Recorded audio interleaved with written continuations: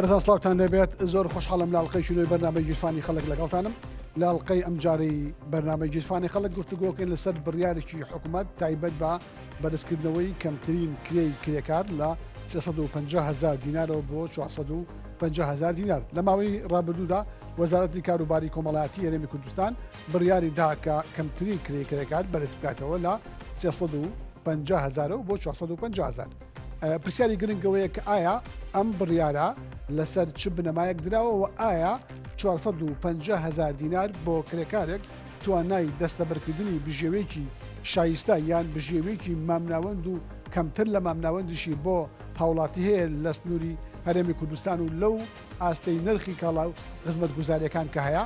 ئایا حکوومەت ئەم بڕیارە بەسەر هەموو خاوەنکارەکان خاوەن کارگەکان خاوەن مارکێتەکان جێبەجێ دەکات یان وەک ڕابردوو جێبەجێ ناکە و ئێمە بینیومانە لە زۆربەی شوێنەکانە کرێکاران کارەکەن بە کەمتر لەو کرەیە ئایا لەم بڕیارەدا کاتژمێرەکانی کارکردن ڕەچاو کراوە وەکو مافێکی کرێکاران یان نەخێر ڕەچاو نەکراوە بۆ ئەم بابەتە میوانداری دوو بەڕێزم کردووە کاک ئەردەڵان محەدینم لەگەڵا بەرپرسی پشکنینی کار و بەشدارەکانی دەستەبەری کۆمەڵاتی لە وەزارەتی کاروباری کۆمەڵاتی هەروەها بەڕێز کاک عوسمان زیندانی سەرۆکی سندیکای کرێکارانی بینەسازی و ئەندامی سەکرداتی حیزبی شوعی کوردستان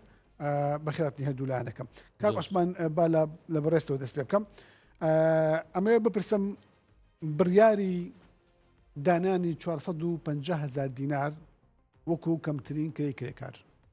ئایا لەسەر ئەو ئەساسە دراوە کە ئەم بڕە پارەیە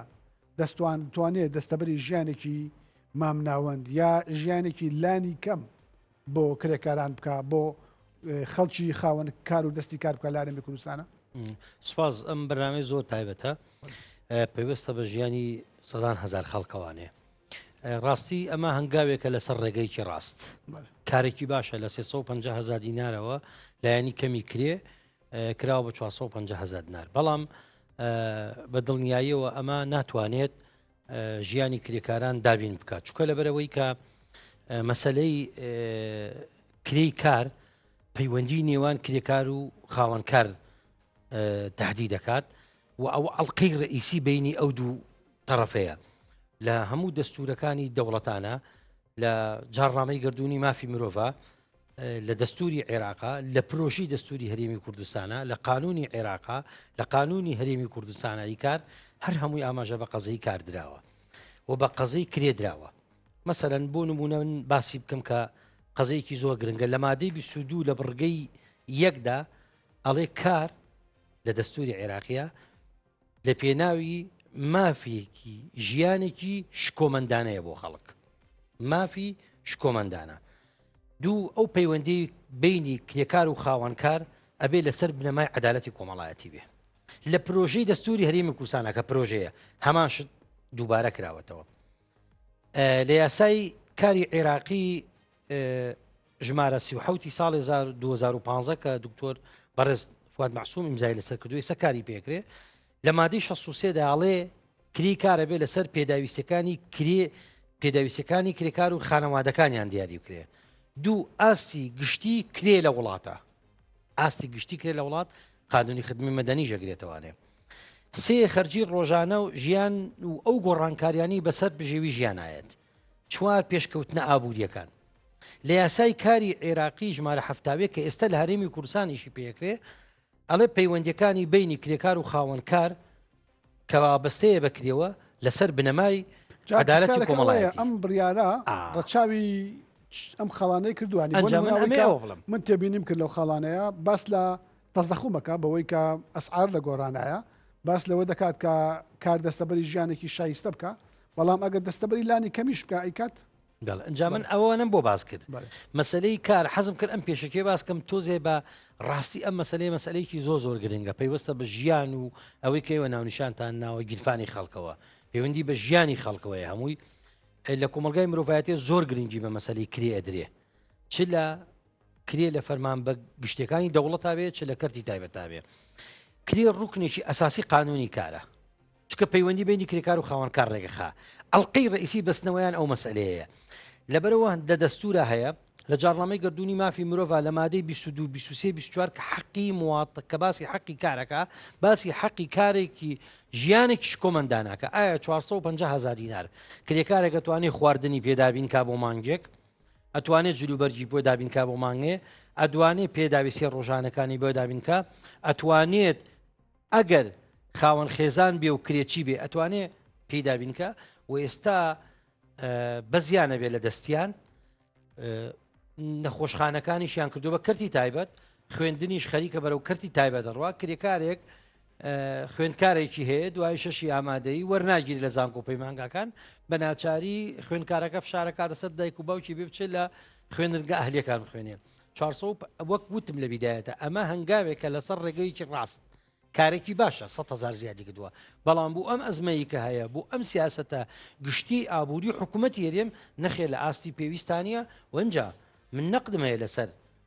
ئەم بڕیاری حکوومەت ئەڵێ کرێکاری ناکارە ئەسڵە نەبێ لە یاساکەی ئەو شەی ناکارەیە لا ببرێ مەبەستەکە لەوەیە خەڵک نازانێت کرێکاری ناکارە مەسەوەی کرێکارێکە کە شۆفڵێ لێ نەخڕێ کۆمپیوتەرێکی بەدەستەوە نەبێ ئیش بە ئامێرێ نەکە یا بڕوانامەیەکی پێ نەبێ گوایە کرێکارێک ئەبێ بڵێ کرێکارێکی سادە یان تەسمیەکی تری بۆ بدۆزێتەوە چونکێ پرۆسەی کارکردن مەرج نییە زۆرجار وابەستە بێ بە شەهادەوە مەرج نییە زۆرجار وابەستە بێ بە ئامێرەکەەوە بەکاری بێنێ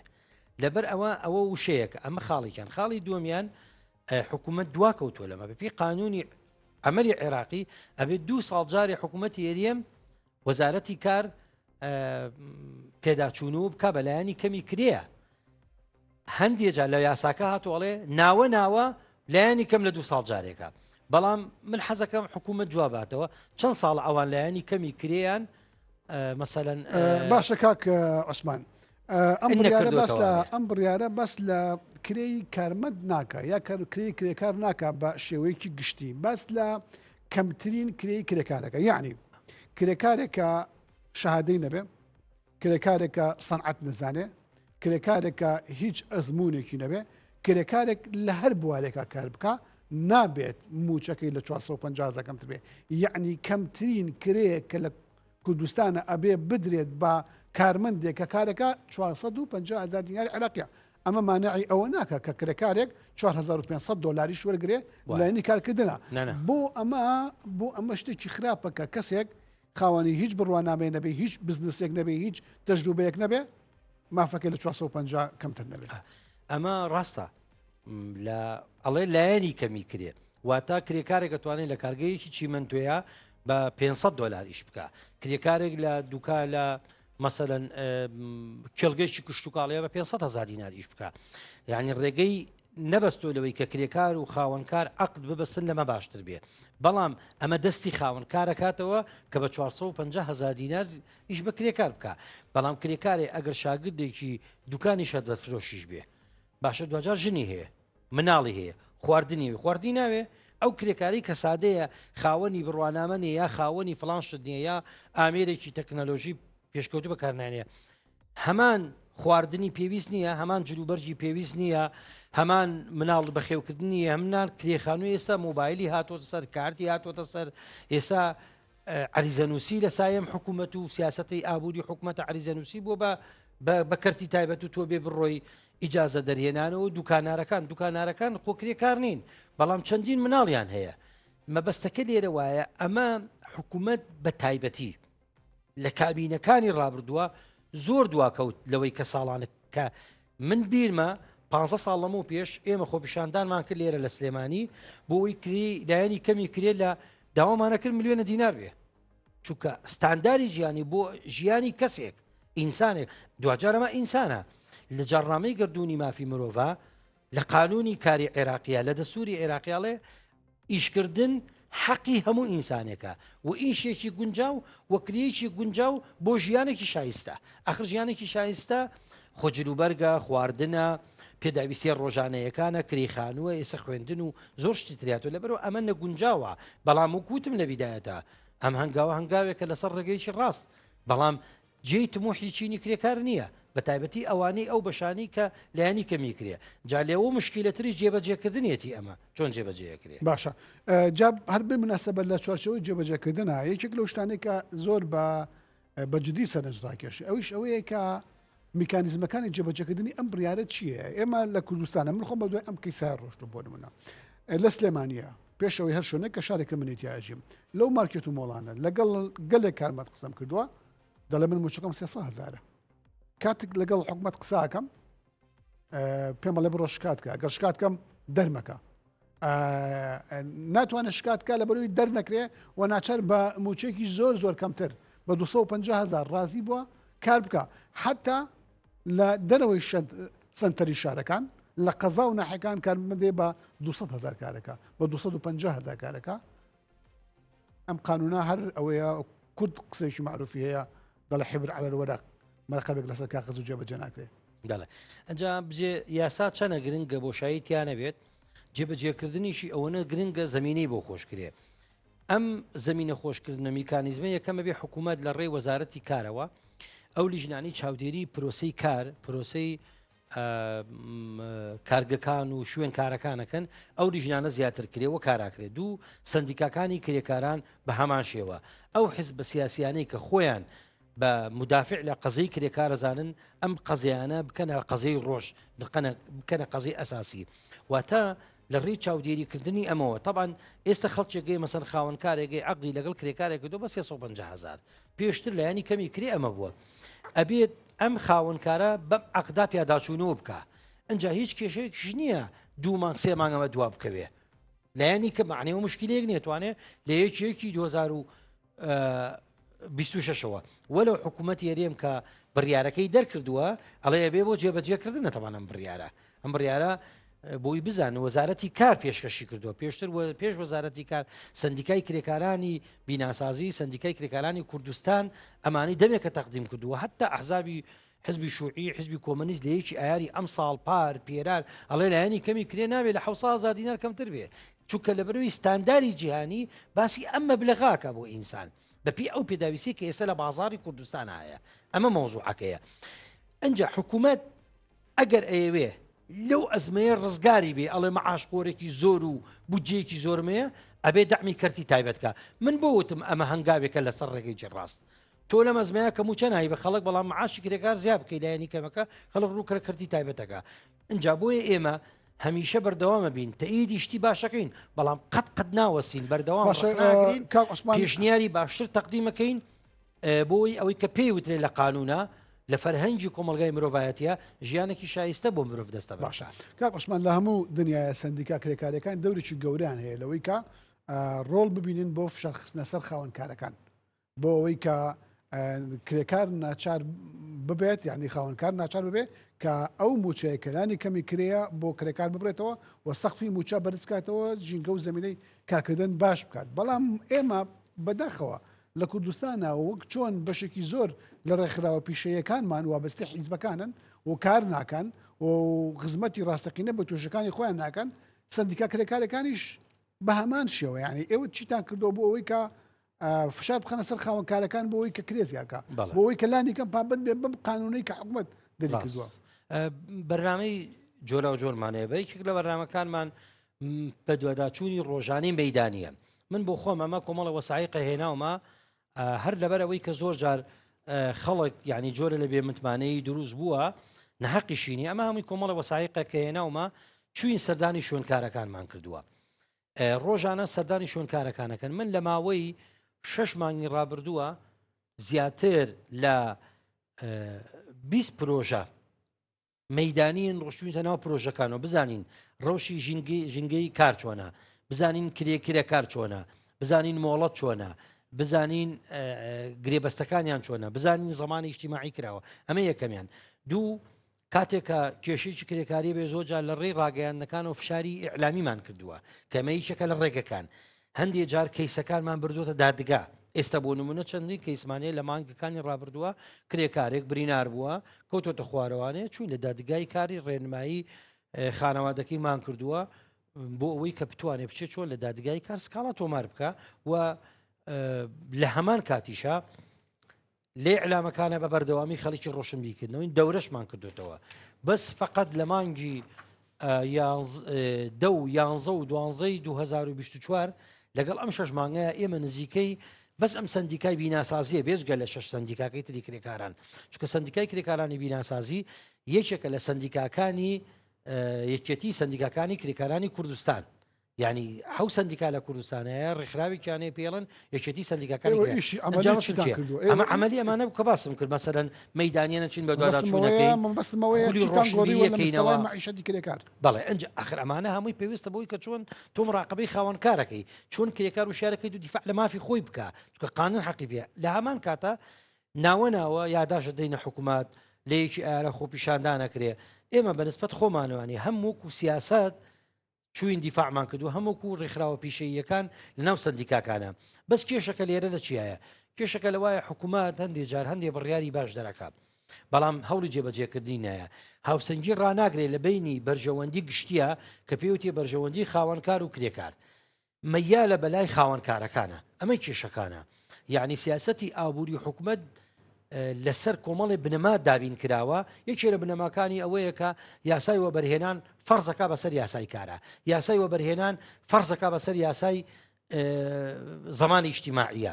مەسەرەن بۆ منەڵە کرێکارێکە لە ملیۆنە دینار زیاتری هەبێت ئەبێ زەریبە بە حکوومەت تو یاسای زمانی اجتیماعی دەرکردو بۆی کرێکارێک کە ئیشەکە دوای 20 ساڵ خاوەنکار لە 12 موچەکەی بۆ بە لە 100 موچەی لە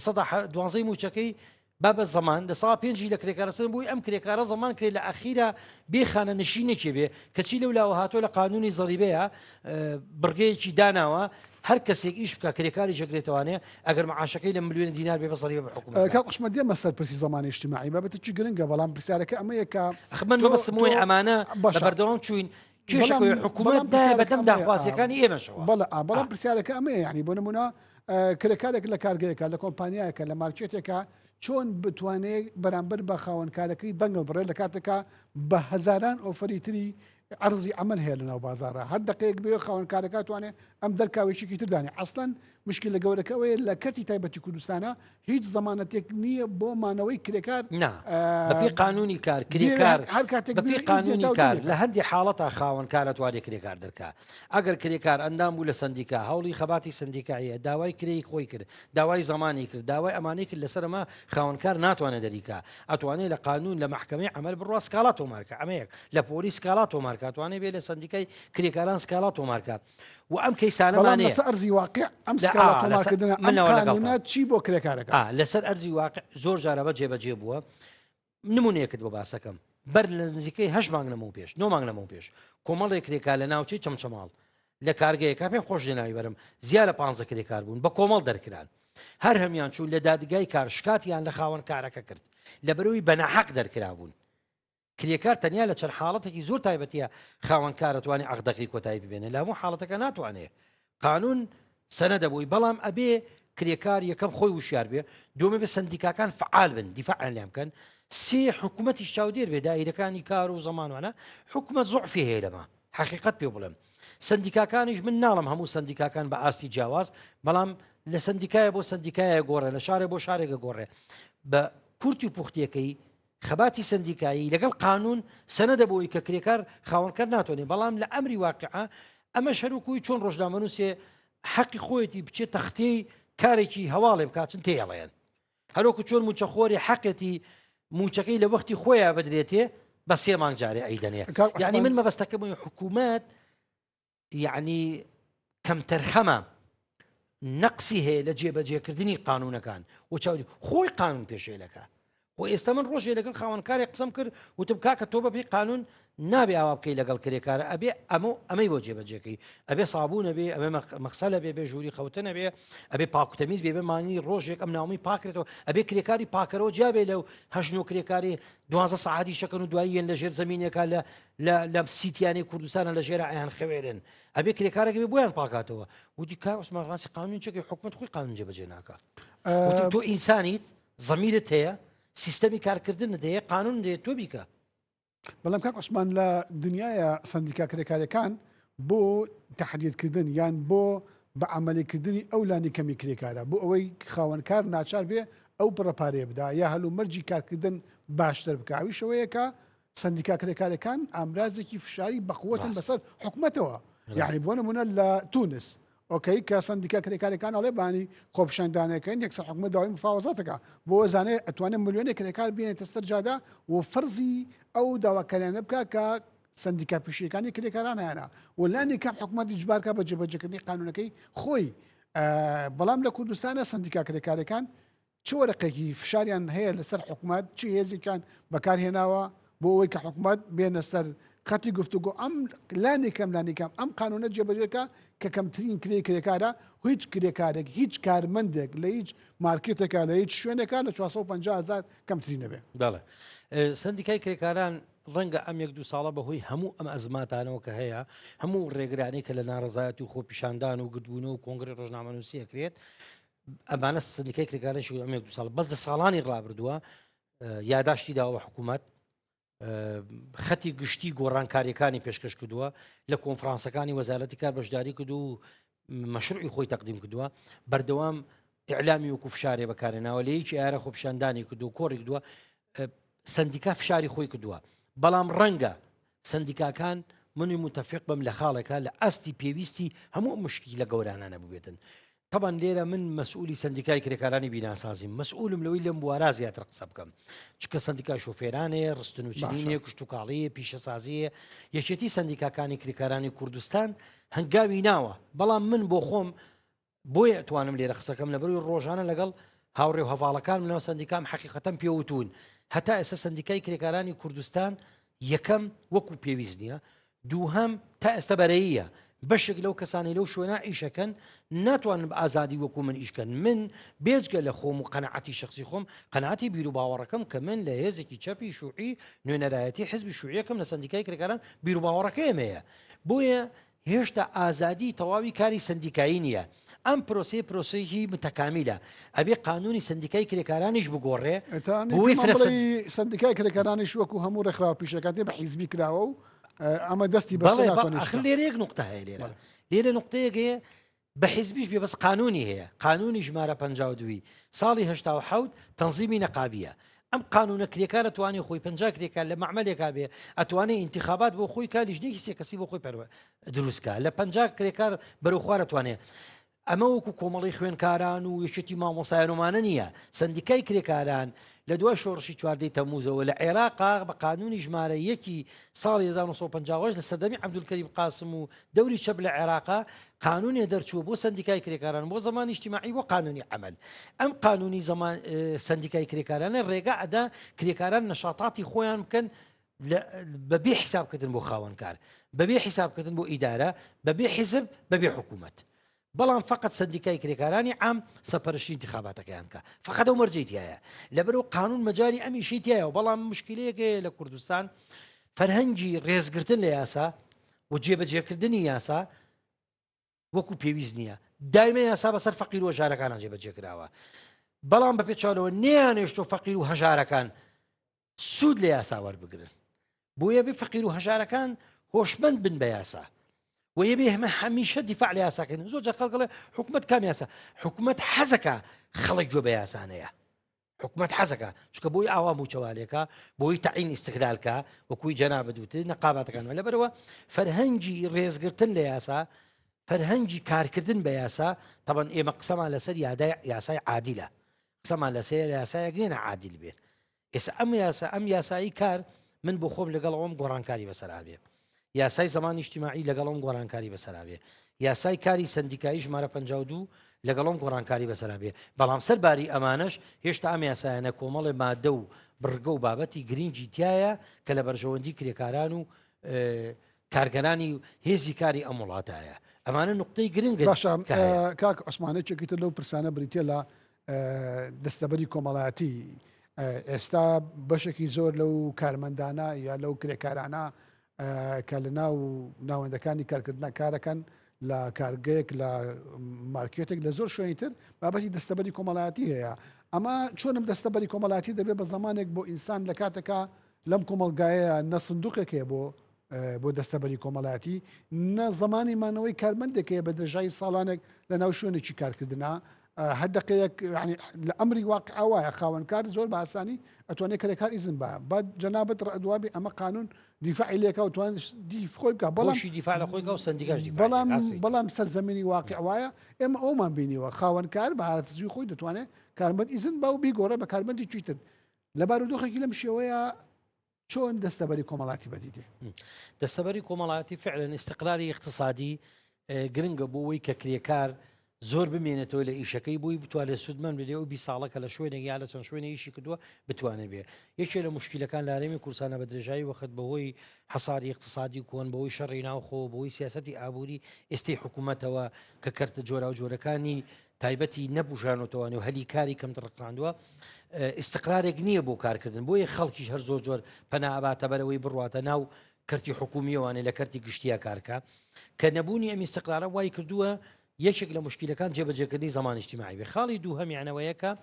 خاوەن کارەکانم یاسایەکوی خۆی جێبەجێ ناکەن طبعا جێبەجێ نەکردنی قانونی زەمانی اجتماعی یەکەم مخالفەی قانونە دوم مخالفەی مافی مرۆڤە سێم مخالفەی حەقی ئەم کرێکارەیە کە من لای کەسی ئیشەکەم بە پێی ئەم قانونە بێ لە 12 موچەکەم خاوەنکارەکەم بۆ بدەم خۆش لە 5 بدەم ئەمە ئیسیفادەی بۆ کرێکار هەیە و ژمارەیەکی تا ڕادەیەک دیاریکرا و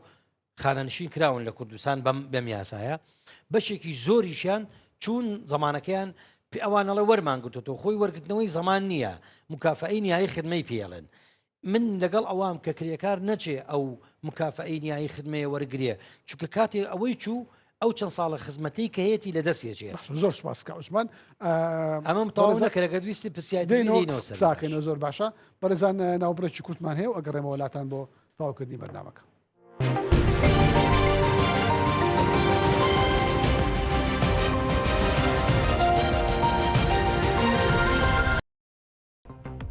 جارێکی تر سلااوتان لەبێ لەگەڵتان بەردەوامم ئەچمەلای کاک ئەدەڵان حەدین بەرپرسی پشکنینی کار و بەشداریەکانی دەستەبەری کۆمەڵاتی لە وەزارەتی کاروباری کۆمەڵاتی کاک ئەدەڵان سلااوت لەبێ زۆر سپاس ئەمەوێت لێت بپرسم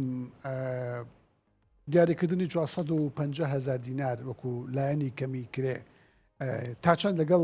مستەوای معیشەتی کوردستانە گونجاوە بێگومان لەگەڵ کاک عوسمانیش باسیەوەمان کرد هەنگاویان لە 350 بۆ 450 باشە بەڵام ئەمە هەموو ڕێگەکە نییە 450,000 بۆ مستەوای نرخ لە بازاری کوردستانە چەند دەتوانێت بۆ خێزانێک گونجاو بێلانێکەکەمی ژیان پێی بژی زۆر سپاس بۆ ئێوە بەسەراحەت بڕیاری دیاریکردنی 450,000 دینار وەک کەمترین کرێکاری ناکارامە بڕیارێک ئێمە بەدەستکەوتێکی گرنگی دەزانین بە بڕیارێکی نیشتیمانی دەزانین تەبعان ئێمە دەزانین پێشتر 350,000 دینار بۆ لە ساڵی 2022 بەڵام کە بینیمان بارودۆخی کرێکاران بەڕاستی بەڕادەیە کە پێویستە ئێمە بیر لە معانات و بیر لە گوزەران و ژیان و بارودۆخی کرێکاران بکەینەوە بەگشتی پێمان وا بوو کە ئەو بڕیارە 450,000 نرخێکی گونجاوە بەهایەکی گونجاوە بۆ بازاری ئەمڕۆ تەبعاً من دەمەوێت ئەوە ڕوون بکەوە ئەو بڕیارێکی تاکلایەنانە نییە ئەو بڕیارە بە پێی یاسای کاری ژمارە 7 ساڵی 1970 بە ئەندامەتی بە سەرۆکایەتی لێژنێک پێک دێ لێژنەکە لە بەڕێوەبەری گشتکار و دەستەبەری کۆمەڵاتی پێک دێ و هەروە نوێنەری سندیکای کرێکارانی تایە نوێنەری خاوەنکارانی تایە نوێنەری ژووری بازرگانی لە هەمان کاتدا دوو نوێنەری تریشی تایە کە پسپۆر بن لە بابەتەکە جەنابی وەزیر دیاریان دەکا یاخود ئەو کەسێک کە مخەول کراوە بۆ بابەتە زائیدن ئەوەی کە نوێنەری وەزارەتی پلاندانانی شتێدا تەبعاً کە ئەو بڕە دیاری کراوە لەسەر چەند بنەما و پێوەرێکە کە بڵێ بنەماکانچی لەسەر چەند بنەمایەکە ئەو بنەمایانە دیراست کراوە گەیشتونەتە ئەو قناعەتی کە ئەو بڕەپارەی گونجاوە ئەو بەهای گونجاوە ئەو بنەمایانە چینانی بۆ نمونە کە بنەمایانە پەیوەندی هەیە بە بارودۆخی کرێکارانەوە پەیوەندی هەیە بە نرخی کەل و پەل و خزمەت گوزاریەکان لە بازارەوە کە ئێمە دەزانین کرێکاران بەڕاستی لە بارودۆخێکی خراپدان و ئەو بڕەموچەی کە دیاری کراوە 350,000 بای ژیان و گوزەرانی کرێکارانی نەدەکرد بە تایبەتی ئەو کرێکارانێک کە خێزانیان لەسەر شانە یاخود ئەندامانی خێزانیان زۆرن یاخود دایک و باوک و مناڵیان زۆرە قوتابیان هەیە کرێخانویان هەیە کرێی ئاو و کارەبا و چەندان ڕسوماتی خزمەت گوزاری تر کەوای کرد بەڕاستی ئێمە بگەینە ئەو قناعەتەی کە بە پێویستی بزانین 450,000 وەک کرێی کەمترین ئەردەڵان لەگەڵەوەی کە هەندێک کەس پێیان وایە 450,000 کەمە بۆ مستەوای معیشەت بەڵام وادابنین ئاستێکی گونجاوە بەس پرسیارەکە ئەمەیە ئەم بڕیارە ئەم 450,000 ناچێتە بواری جێبەجێکردنەوە حکومت چاودێریکرد نییە بەسەر خاوەنکارەکانەوە بەسەر خاوەن معمەلەکانەوە بەسەر خاوەن مارکێتەکانەوە کە فەرزی بک بەسەریانە نابێ هیچ کرێکارێک هیچ کارمەندێک شەهادەی هەبێ یانەی بێ خوێندەواری هەبێ یانەی بێ تەجروبەی ئیشی هەبێ یانەی بێ لە 450 کەمتر وەرگێ هەر ئێستا لەم شارانی کوردستانە من خۆم لە سلێمانی لە دەیان کەسم پرسیوە 300,000 وەرەگرێ 250,000 بۆ ئەوە من لەگەڵتم بەڵێ وایە لە ئەرزی واقعدا جێبەجێکردنی ئەو بڕیارە ئەرکێچ قورسە بەڵام من پێم وایە ئەو بڕیارێکی نیشتیمانیە ئەرکێکی هەمەلایەنە بەتەنیا بە وەزارەتی کار جێبەجێ ناکرێت بەڵام بۆ بابەتی چاودێریکردن من دڵنیات دەکەمەوە لەوەی کە چاودێری ڕۆژانە هەیە ئێمە لە هەڵەبجە بگرێت تا دەگاتە زاخۆ لێژنەکانی پشکنینی کارمان هەن لێژنەکانی پشکنین دەسەبەریمان هەن کە تیایدا نوێنەری ژووری بازرگانی وەکو خاوەنکار و هەروان نوێنەر سندیکای کرێکاران وەکولانی ئەو لایەنانی کە بەرگری دەکەن لە کرێکاران ئەندامن لە هەندێک لە لێژنەکانمان ئەو لێژنانە سەردانی مەدانی دەکەن لێپێچنەوە دەکەن تحقیق دەکەن لەگەڵ کرێکاران دادەنیشن لەگەڵ خاوەنکاران قسە دەکەن بەپێی ئەو ئیمکانەتی کە ئێستا لە بەردەستە ئێمە تەبعاً ئێستا لە کۆتا شت کۆتا بەرەو پێشچوون بەڕێوەبەراتی دەستەبەری کۆمەڵایەتی لە هەڵەبجەش کراوە و لە زاخۆ بە هەمان شێوە فەرمانی دەرچووە لە سەر جەم پارێزگا و ئیدارە سەربەخۆکان بەڕێوەبەراتی تایبەتمەندمان چ بەڕێوەبەراتی دەستەبەری بێ یان بەڕێوەبەراتی کار و ڕاهێنانی پیشەیی بێ یان بەڕێوەبەراتی کارەکان بێ متابعی خۆیان دەکەن لە ڕێگەی لێژنەکانی پشکن بەڵام بۆ یەکشت من دەمێ بە جەناب بتڕابگەین بۆ خەڵکی ئاگادار بێ کرێکارانی بەڕێز ئاگادار بن کە ئەگەر تەنانەت لە ئەرزی واقعیشدا جێبەجێ نەکرێ ڕێگا هەیە کە چارەسەر بکرێ خۆیان دەتوانن پەیوەندی بکەن بە هێڵی گەرم هێڵی شەکوای کرێکاران 5500 لە هەر کوێش کوردستان بن دەتوانن پەیوەندیمان پێ بکەن لەسەر کارەکە دەریانەکەن ناتوانن لەسەر کارەکە دەریانکەن لە کوردستان چ زمانەتەکەی بۆ ئەوەی خاوەن مەعمەلێک دڵنیایەوەی خاوەن مارکێتە کرێکارەکەی کەیسی لەو جۆرەمان لە محکەمەکان هەیە کە نەیانتوانێت دەری بکەن و ئەگەر دەریان کرد سزا دراون من پێت ناڵم کێشە نیە بەڵێ کێشەیە بەڵام لە هەمان کاتشدا بە دوواداچوون هەیە و شتێکتر کە دەمەوێت باسی بکەم ئەوەی ئەو 450,000 تەنانەت ئەگەر لە ئەرزی واقعیشدا تەسلیم بەدەستی کرێکار نەکرێ بەڵام لە لای ئێمە لە تۆمارەکانی دەستەبەری کۆمەڵایەتی زەمانی ئیجتیماعیەکەی لەسەر 450,000 لەسەر هەژمار دەکرێت لە مانجی هەشتەوە یعنی ئەو کەسا کە پارەکەی بۆ هەژمار ناکرێت دوای چەند ساڵی تریش دەتوانێت ئیسباتی بکە خۆت پێویستی بە ئیسباتیش نیە تەنها وێنەیەک لە فەرمانەکە بەسە بۆ ئەوی کە مەحاکم لەسەر 450,000 کاری یاسایی خۆیان ئەنجام بدەن و ئەو پارەی کە لە دەستەبەری ئێمە وەری دەگرین پێشتر 59,000 بوو لە بەرەوەی 350,000 کەمترین کرێکاری ناکارامە بوو بەڵام ئێستا دەبێتە 76,500 دنیا کە 105 ئەو پارەیە لەسەر کرێکارەکە دەوەستێ 112 لەسەر خاوەنکار دەوەستێ بەڵام حەزەکەم کرێکارانی خۆشەویست ئاگادار بکەمەوە ئەگەر هاتو خاوەنکار لە کاتی خۆیدا ئەو بڕەپارە یعنی لە سەری مانگەوە لێ قەتع نەکردن ئەمەشیان دەکەوێت تەنانە 105 کەش دەکەوێتە سەر خاوەنکار باش زۆر سپاس کاک عوسمان بۆ سیفەتەی بەڕێز بە پرسی سندیکای کرێکارانی بیناسازی دەستەبەری کۆمەڵاتی چی بۆ کرێکارانی بیناسازی کراوە بیناسازی دوو بەشن بەشێکیانەوانن لە کارگەکانە کارەکەن خاوەنکاری جێگیریان هەیە بەسن کارگەی چیمەنتۆیە لەمە خشتە هەموو ئەم کارگانە خاوەنکارەکەیان دیارە لە سا دوانزەی موچەکەیان لەسەر خاوەنکار لە سا پێنجی کرێکارەکەیە بەڵام کرێکارانتری ڕۆژانەمانەیە کە لە قانونەکە بە عمال مەساڵتە هاتووە بیناسازین ڕۆژانە تۆ لە مەیدانەکانی کار لە عەربەت لە دەربەن لە زاخۆ ئەمانە قانونی زەمانی ئیجتیماعی نایانگرێتەوە لە بەروی خاوەنکاری جێگیریان نییە بۆ ئەمە بەستە ئێمە لە ساڵانی ڕابردووە هەم وەکو پێم وتی پارتە چەپەکانی کوردستان هەم سندیکای کرێکاران لە ئاستی کوردستانە و لە ئاستی سلێمانی بەتایبەتی زۆر خۆپشاندانمان کرد و یاداشماننا بە حکومت من بیرمە لە زمانی عەدنان موفتیەوە کە سەرۆکی پەرلەمان بۆ یاداشمانداوە کە ئەبێ زمانی ئیجتیماعی هەموو کرێکاران بگرێتەوە نابێ کرێکاری ڕۆژانەش نەگرێتەوە ئەم خولەی پەرلەمانە خولی پێشوو دەمادەی یاسای زمانی ئیجتیماعیان هەموار کردەوە لەو دەمادەیە یەک لە مادەیەکیانە ئەڵێ ئەبێ کرێکاری ڕۆژانە حکوومەتی هەرێمی کوردستان پەیڕەوێ دەرکە بۆی کرێکارین ڕۆژانە بەڵام ئەم حکوومەتی پێشوش نەیکرد ڕخنەی ئێمە لە سندیکای کرێکاران لە شخصی ئەم بەڕێزە نییە یا لە بەڕێز وەزیرێک نییە لە سیاسەتی گشتی حکوومەتە لە سیاسەتی ئابووری گشتی ئەم حکوومەتەیە کە ئەچی یاسای وە بەرێنان دەرەکات بەڵام یاسای کار بە شێوەیەک تعدیل ناکاتەوە لەگەڵەوەی عێراقا بێ یاسای زمانی بۆنەسە من پێتەڵم یاسای زمانی ئیجتیماعی لە عێراق دەرچوە ژمارە 18 لەگەڵ ئەم یاسای زمانی ئیجتیماعی ئێمە کە لە هی ساڵی 1970ەکە دنیای فەرقی هەیە 50 فەرقیتایە کە ئەوەی ئەوێ پێشکەوتوترە لەوەی ئێرە لەبەرەوە حکوومەتی هەرێم عاجزە لەوەی کە خزمەتی خەڵکە بە تایبەتی کرێکار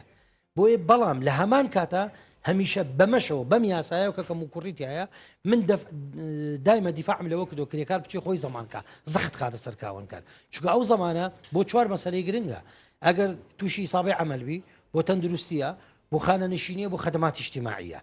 یعنی کرێکاری ئەگەر 20 ساڵ لە شوێنێکە ئیش بکە خاوەنکارەکەی زمانی بۆ بە تەمەنی 6 ساڵ بێتوانێت تەقاعود ببێ وەکو فەرمانبەرێ وەکو مامۆستایە بەڵام ئەمەش تەبەن نەقسی بەڵام ئەمە کێشەکەی دیسانە ئەمەیە کە جامر حەزم کرد یەک تعلیقش بم لەسەر مۆزوعیەوەی ئەم بەڕێزە کە باسی کرد لەسەر مۆزوعی کرێ لە قانونی ژمارە هەفتاویەکی ساڵی 1970 ئەڵێ لە مادەی 14 ئەڵێ کرێ بۆ دابینکردنی پێداویستێ سەرەکیەکان زایدەن بڕێوەبردننی خێزان وە کەڵک وەرگتن لە پێشکەوتنی ئابووری دیارەکەی ئەمە بنەماکانیەتی ئایا 450,000 نا لە بیدایەتە منوتم ئەم هەنگاوە ئەم کارە هەنگاوێکە لەسەر ڕێگەیکی ڕاست بەڵام حکوومەت لە 2022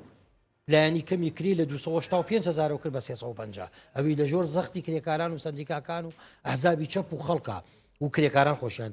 لە 2022 تا ئێستا 2025 حکومت ئەسڵەن دواکەوتو بەپێی قانونە تازەکەی عێراق ئەبێ حکومت ئەو لیژنەی کە بەڕێزی باسی کرد طبعا سندیکاش تحملی مەسئولیتەکە نابێت لە حکومت تۆ عزووی تەیە لە چەند بە شیاوەزانی بۆ لانی کەمی کرێ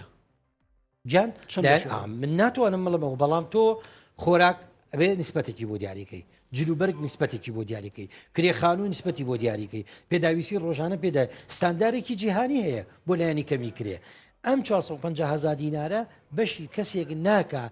بەش کۆمەندانە پێ بژێت چکە لە قانون شتێکەیە بە ئەم نقطەیە سەرنج زۆر سپاس ئەچمۆ لای کاک من دەمەوێت یەک شت باز بکەم ئەو پەیڕەوەی کە مامۆستا باسی دەکات بەڵێ بە دڵنیاییەوە دەبواە بە پێی یاسای ژمارە 4 ساڵی 2012 پەرلەمانی کوردستان کە تعدیل یاسای زمانی کۆنی کردەوە هی هەفتاویەک پێویست بۆ پەیڕەوەی دەرچێت بەڵام خۆشبەختانە ئێستا ئێمە لێژنێکمان پێکێناوە بە پەلە ئەم کار لەسەر ئەم پەیڕەوە دەکەین بە نسبەت دیاریکردنی 450,000 تەبعاً نووسیگەی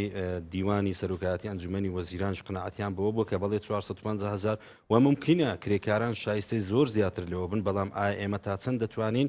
لەسەر ئەرزی واقعدا ئەم بابەتە جێبەجێ بکە ئێمە پێمان وایە کە لەگەڵ سندیکای کرێکاران و لەگەڵ ژووری بازرگانی و لەگەڵ سەرجەم هاوبەشەکانشمان سەختە بتوانین 450,000 لەسەر تاسەری هەرێمی کوردستان جێبەجێ بکەین چکە ئێمە دەزانین بارودۆخی ئابووری لە شوێنێک بۆ شوێنێک شر جیاوازە بەڵام ئایا ئێمە دەتوانین تەجزیعی قانون بکەین لەبەر بارودۆخێکی کاتی یاخود لەبەر بارودۆخێکی سیاسی بە دڵنیاییەوە نەخێر بۆ ئێمە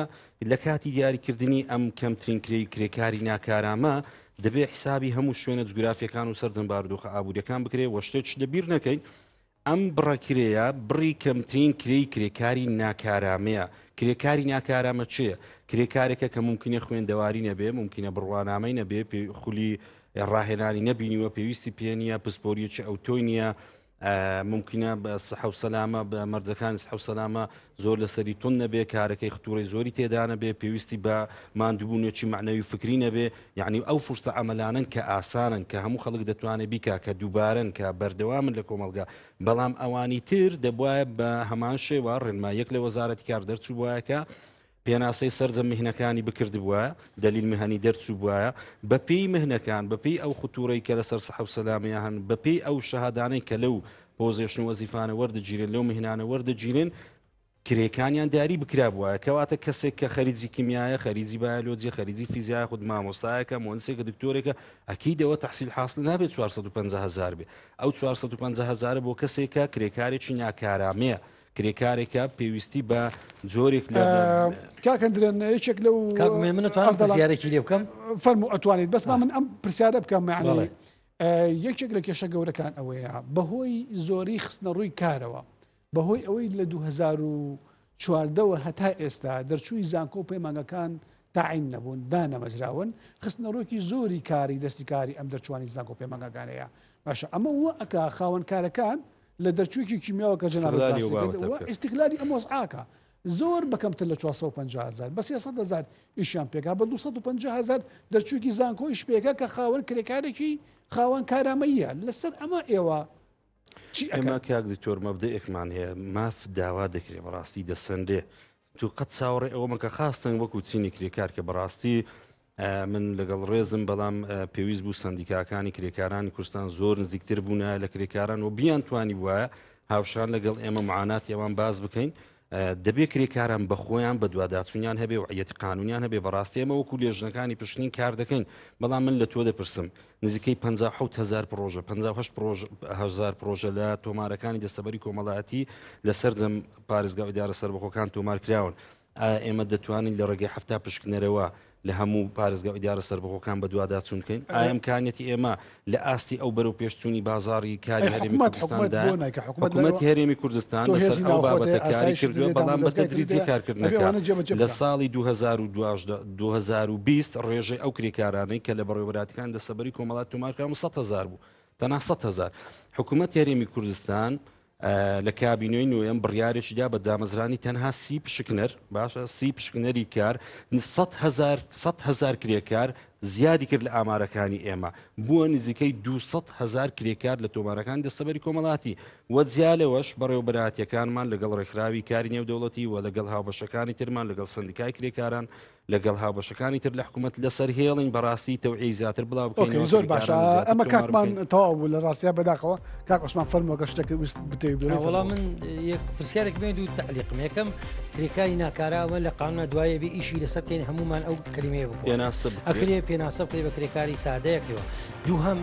کرێکاری ناکاراش بێ شادینی بێ ئینسانە ئینسانێک ناتوانێت بە 450,000 دینار ژیانێکیش کۆمەندانە دابین کەوی لە قانون ناتوە ئەمەیە بەڵام ژیانمەدانە لە لانی کەمی ژیان ناخنامە لایانی کەمی ژیانە لایانی کەمی کرێش لە قانونە هاتۆ بۆ ژیانش کۆمەندانەیە بۆ بەخێوکردنی خێزانەکەیە بۆ سوودوەرگرتنە لە وڵاتە بەتاوێکم دووەم حکوومەت بۆ ئەتوانێت ئەگەر من ئەمڕۆ ڕخنەی لە سەرۆکی حیزبە دەسەڵاتدارەکان گرم بەیانی ئەم گرێ ئەگەر بۆ قانونی زەڕی بە ئەتوانێت جێبەجێ کە ئەگەر یەکێک یا سایقی ئیجازەکەی تازە نەکردوێتەوە بۆچی ناتوانێمە جێبەجێ زۆر باشە کەم تەرخەمیە لە بەجێهێنانی ئەرکەکانی خۆی بەرامبەر بە هاوڵاتیە کە پێوترێ کرێت دەسەکانسیاری لێکردن بە هەوڵامی بدێ تەبعاً 450,000 دینار ئێمە ناڵێن نابێت لێمە تێپەڕ بکە ئێمە دەڵێن ئەمە حەدی ئەدنایە ینی نابێت لەمە کەمتر بێ من